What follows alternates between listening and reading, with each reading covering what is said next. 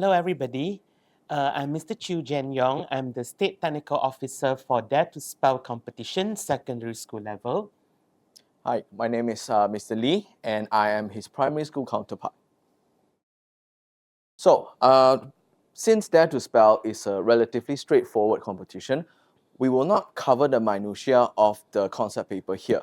However, we do urge you to have a look-see yourself because for returning teachers and participants, there have been a few changes. Namely, there is now a there are now 3 rounds before elimination starts, meaning to say you have 3 rounds to warm up. Okay, so the video today will mainly cover how to prepare for the competition as well as how to perform on the day of the competition itself. Now, as we know, this competition doesn't require you to be very talented in your presentation. You just need to spell the word correctly. However, that is a problem because there are over 170,000 words in the English language. So how on earth are you going to prepare for that? So, when it comes to spelling, you need to consider etymology, as in the origin of the word. Why do you need to know that? Well, sometimes where a word comes from informs the spelling. So, over 33% of the English language is borrowed words, some from French, some from German. So you cannot spell English words using wholly English spelling conventions. For example, chef, chauffeur, even pencil. They are not originally English words. So you need to take that into consideration. And to help you, we have prepared a few tricks and strategies.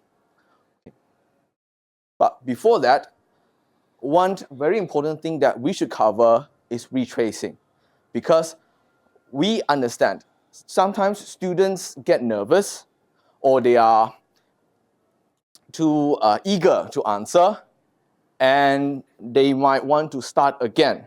So here is how you should do it. Students are allowed to restart given the fact that they have not submitted their answer. For example, if I were to spell the word apple, apple, A-P-P-L-E, apple. The second time I say the word, it means that I have submitted my answer and my spelling is final. That means it cannot be changed anymore. Okay, but as long as the timer is still running and the student have not submitted the word, they may restart. Okay, so a few conditions. A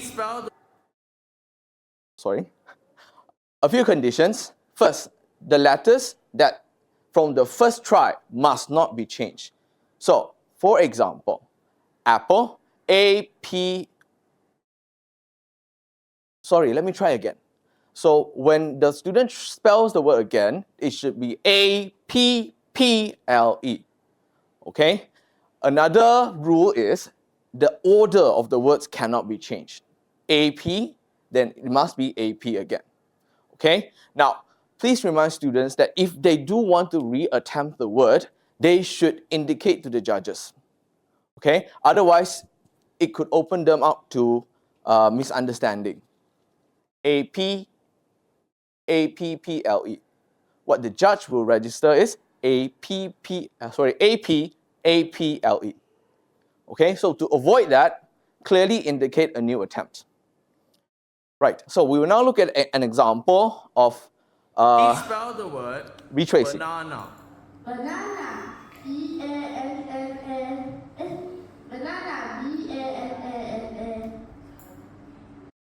Right, so even though his final answer is correct, it is still not acceptable, meaning this is still an incorrect answer because in his second attempt, he has changed the letters that he has given. Okay, so please remind your students to take the time. Okay, now we will now go to tips and tricks. Okay, now Of course, when it comes to spelling, memorization is a big part, but it is not the only thing that is important.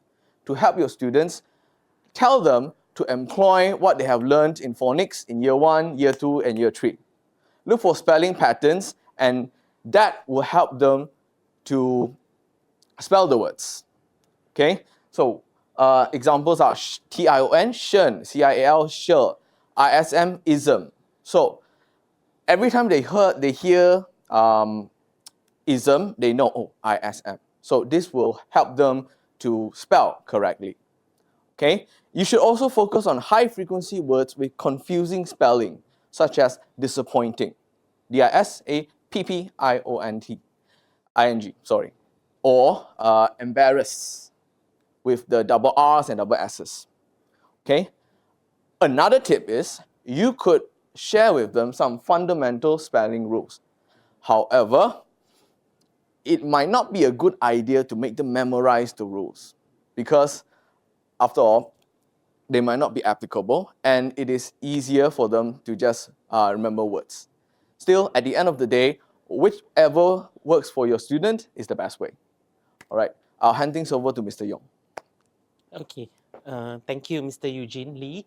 Okay, the next tip is actually a saying. Okay, I think most of you ladies and gentlemen, you should have heard this saying before. It's about the forest and also the trees. Because most of the time, we tend to look at the individual trees and not at the forest as a whole. So actually, it can be quite confusing, but allow me to explain more regarding this saying. So the gist of this saying actually, we have to master the basics. This is what is actually happening in most of our schools today, to most of our students. Because especially those students who are involved in spelling competition, they are very ambitious most of the time. Okay, they explore a lot of words, okay, outside the EVP, for example. Okay, to the extent that sometimes the core things, okay, like for example, it's stated clearly in the concept paper that for a primary school candidate, for that to spell, the word list will start from A2 level, okay, following the CFR. And for secondary, it should start from B2.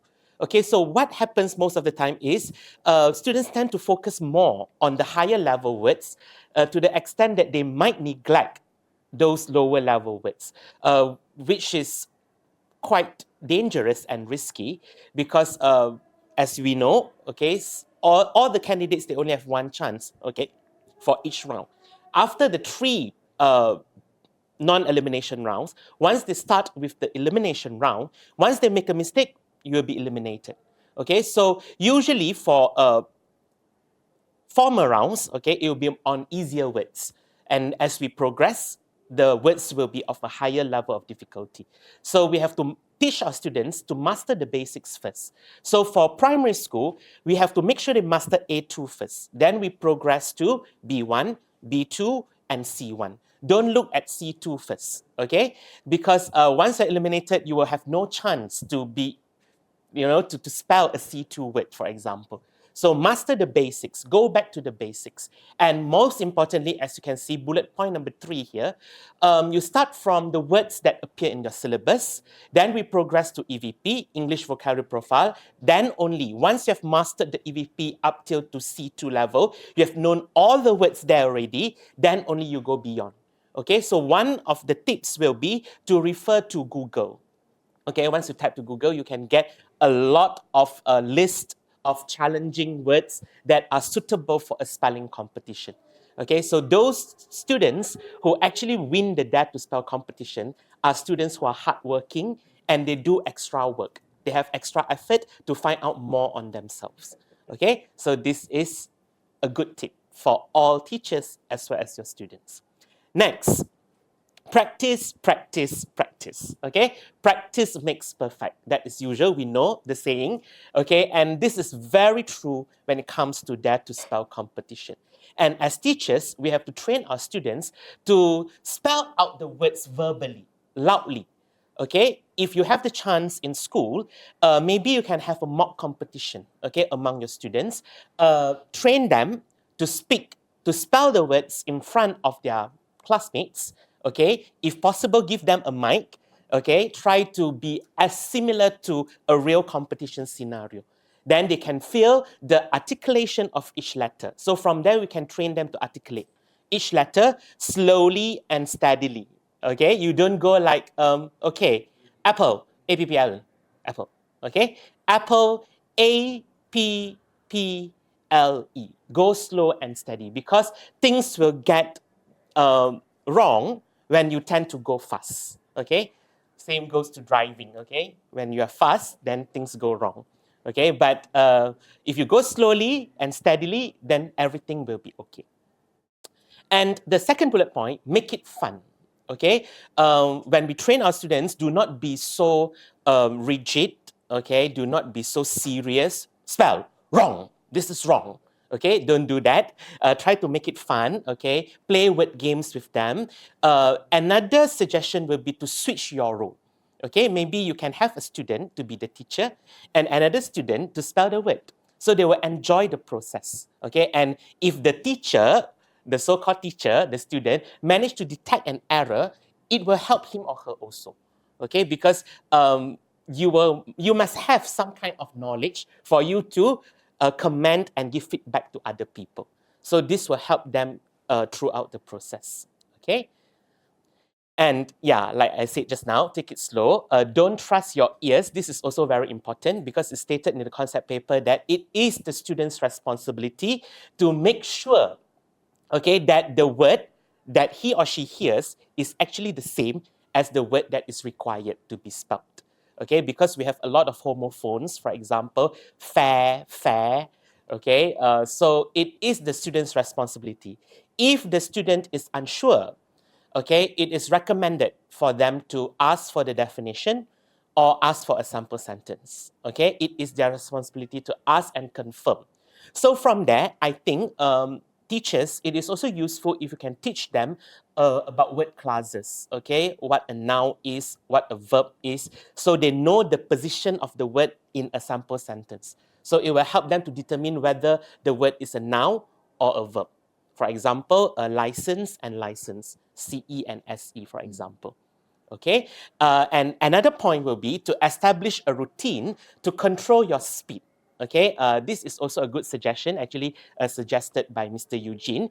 You can try to use tapping, okay, tracing to help you to monitor your speed when you spell the words. Okay, for example, A-P-P-L-E, apple. Okay, speak slowly and clearly. But then again, because every student is different. Okay, so you as teachers, you are responsible to find out the most effective strategy that is going to work for your student. Okay, because sometimes maybe tapping can disrupt your student's concentration. So it's up to you as the teacher to handle your student. Okay, so there is no best strategy. Okay, you have to find the best strategy for your own student. So with that, I would like to say thank you. Anything else to add, Mr. Eugene? I don't think so. Okay. Thank you. Then thank you, everyone. Good luck and all the best in the upcoming state level Dare to Spell competition.